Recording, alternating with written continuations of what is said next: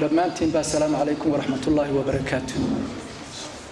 aad iyo aad baan ugu mahadnaqayaa cid kasta oo ka soo shaqaysay xuskan loo sameeyey marxuumkii qoraagii suxufigii weynaa maxamed maxamuud kasam, cid kasta oo ka soo shaqaysay qolada akademiyada culimada wasaaradda warfaafinta saxaafadda dhammaantiin baa cid kasta oo ka soo shaqaysay aad iyo aad baan ugu mahadnaqayaa.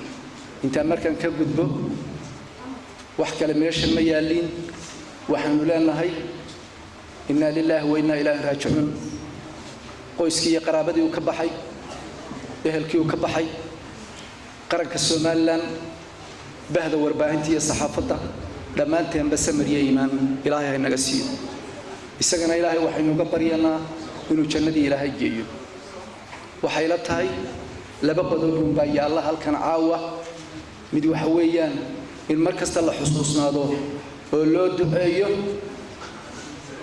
inuu ilaahay janno firdawsa geeyo.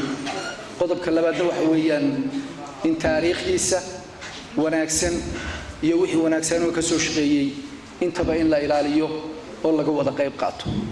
waxaan leenahay aniga kulliba waa leega badiyay xagga aqoontiisa, laakiin markaan maaray ama dacadda ahaa jiiraan baan had iyo jeer weysaarki jiray.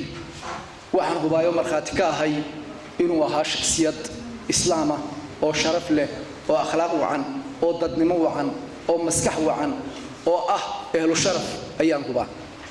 waxaan leenahay ilaahay uu naxariisto, inagana samiriye iimaan ilaahay naga siiyo.